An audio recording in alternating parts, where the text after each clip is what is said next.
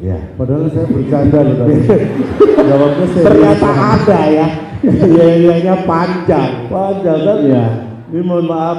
Iya panjang banget ya, sepanjang lulusnya ya. Lama.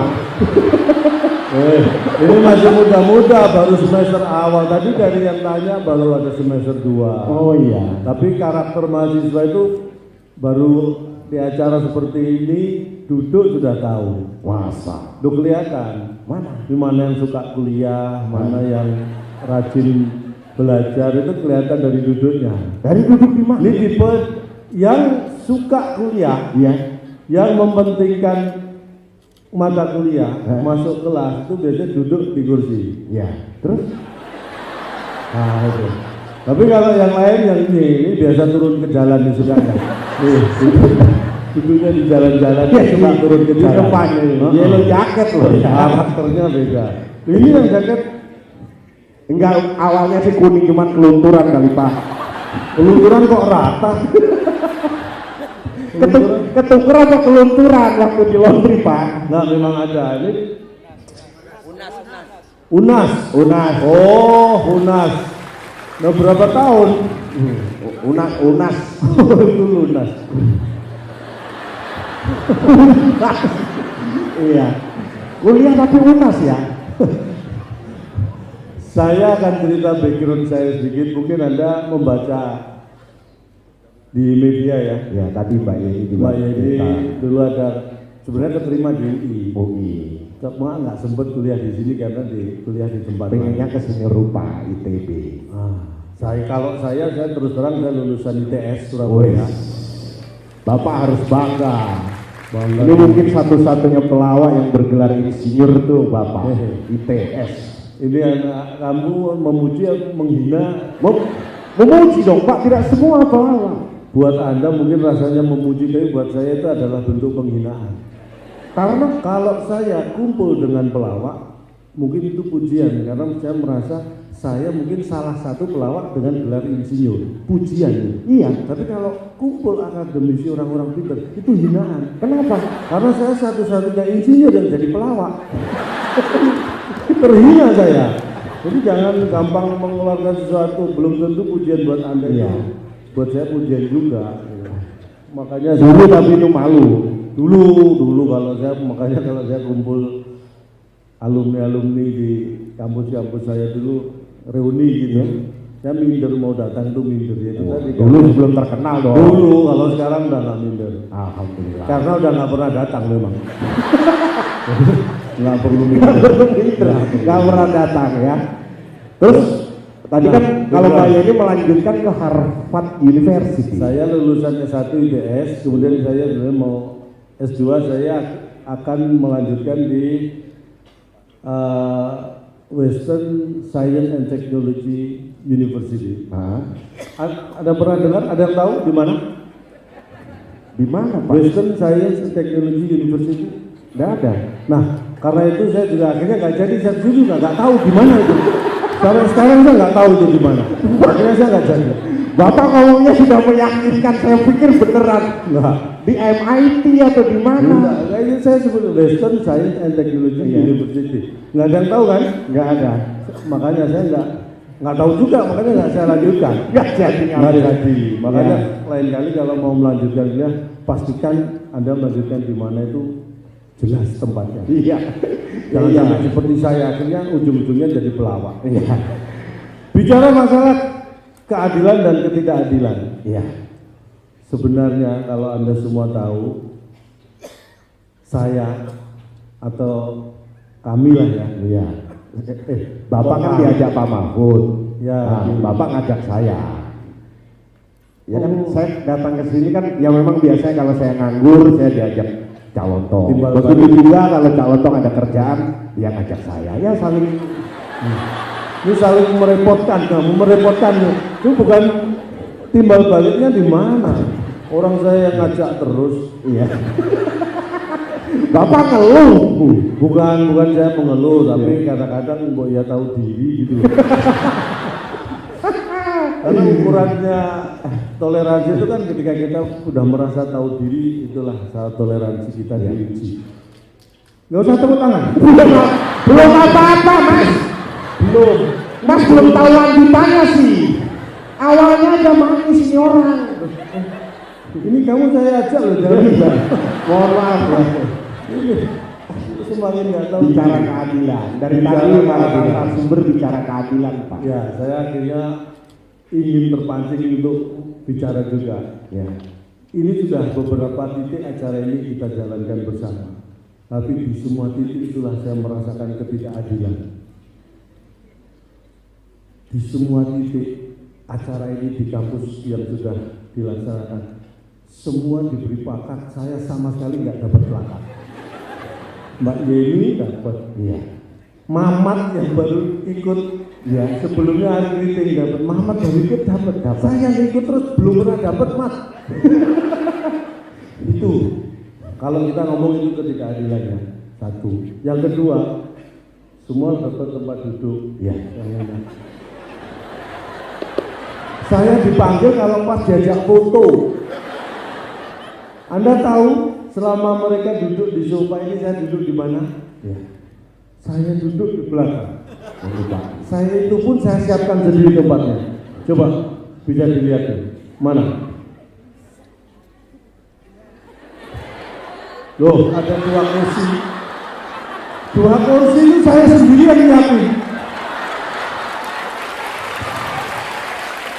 Supaya saya bisa merasakan aura sepanggung dengan beliau-beliau. Walaupun beliau di depan, saya di belakang tirai. Untung nggak ada kuis. Coba kalau ada kuis, saya bisa dipilih tuh di balik tirai.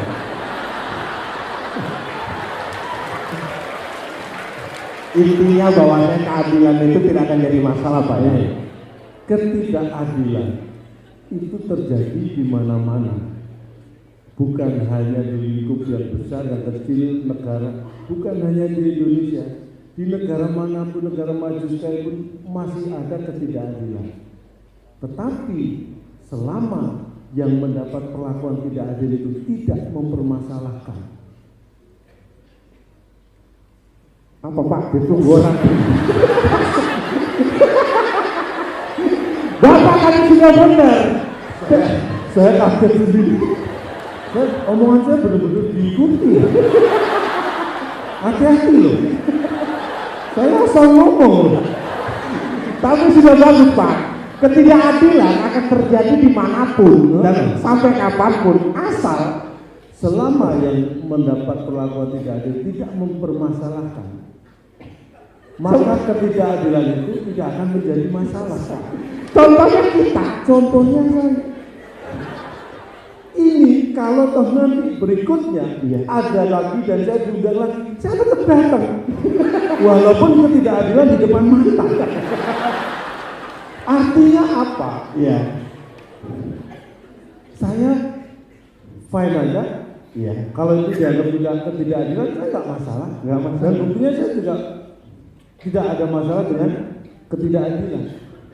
Dan yang memperlakukan saya tidak merasa bahwa itu ketidakadilan. Loh, iya karena apa sebenarnya? Itu pelah porsi. Porsinya memang di situ. Kalau saya di depan, iya. terus yang di belakang siapa? Iya. Semua itu ada porsi. Masa ya Pak Mahfud yang di belakang, bukan di situ. Masa beliau- Porsinya, memang jatahnya Pak Mahfud di depan. Betul. Iya, Artinya iya. ketika kita sadar porsi, maka tidak ada yang namanya ketidakadilan. Karena apa? Karena apa Pak? Kadang-kadang itu saya ngomong sambil mikir. Iya. Nah, kenapa saya berhenti? Berarti belum nemu mau ngomong apa. Tadi mengenai ketidakadilan Pak, sekarang ada yang namanya kesetaraan gender yang katanya nggak adil, perempuan, laki-laki, kadang juga mengalami yang katanya Tadi disebut kurang adil. Tadi disebut ya, yang disampaikan semua itu tadi sebenarnya bukan ketidakadilan. Memang itu porsi yang selama ini baru bisa kita lakukan. Tapi kalau bicara beruntunglah Anda menjadi makhluk yang bernama wanita, tepuk tangan buat wanita-wanita ini. Tapi justru kadang wanita itu yang merasa tidak adil, diperlakukan adil. Jangan pernah merasa seperti itu karena kamu bukan wanita. Saya sering membaca tapi Kamu, ini mohon maaf, orang jangan mengatakan sering membaca saja sudah pamer. Ya, saya yakin mungkin kamu sering membaca. Iya, tapi pertanyaannya apakah kamu paham dengan yang kamu baca? Itu lebih penting. Kamu membaca satu buku dan saya membaca hanya 10 halaman. Kamu belum tentu lebih mengerti tentang buku itu. ya, Paham? paham Pak. Loh, sadar berarti kan? Itu intinya apa? Jangan merasa bahwa kalau Anda sudah berbuat banyak Anda bisa lebih dari yang lain. Itulah porsi ketidakadilan dan keadilan. Kembali ke wanita. Wanita itu luar biasa. Ini mohon maaf, nggak usah jauh-jauh. Lihat diri Anda masing-masing. Seorang wanita memakai pakaian pria apapun, pantas dan tidak ada yang protes. Wanita mau pakai celana panjang, pantas. Ya kan? Ya. Wanita pakai kemeja, pakai dasi, oke. Wanita pakai kaos, boleh. Orang nggak pakai apa-apa aja pantas. Lebih pantas. Tapi bayangkan Dibalik posisi dibalik saya pakai rok, saya pakai daster. Di mana pantasnya? Kalau saya menganggap itu ketidakadilan, apakah boleh bagi laki-laki? Oh iya. Iya. Padahal pakai pakaian pria apapun pantas boleh. Kenapa saya laki-laki nggak boleh pakai semua pakaian wanita? Nah, coba karena pertanyaannya, kalau saya pakai semua pakaian wanita, Iya. nah semua wanita pakai apa?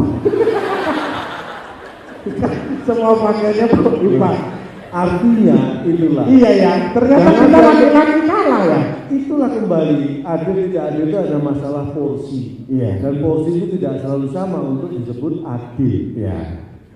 Saya punya anak, Ya. otomatis anak saya punya bapak dong. Ya. Ya iya lah. Iya. Ya iya dong, nggak perlu ngomong dong. Nih, saya ceritakan ke anak saya, karena zaman itu berbeda, zaman saya kecil, zaman anak saya sekarang, zaman orang tua saya itu sangat berbeda. Saya mulai sekolah TK dulu, Ya. sampai SD. Itu yang namanya, ya, yang tadi dibahas ya, diskriminasi itu Ya. saya alami juga itu.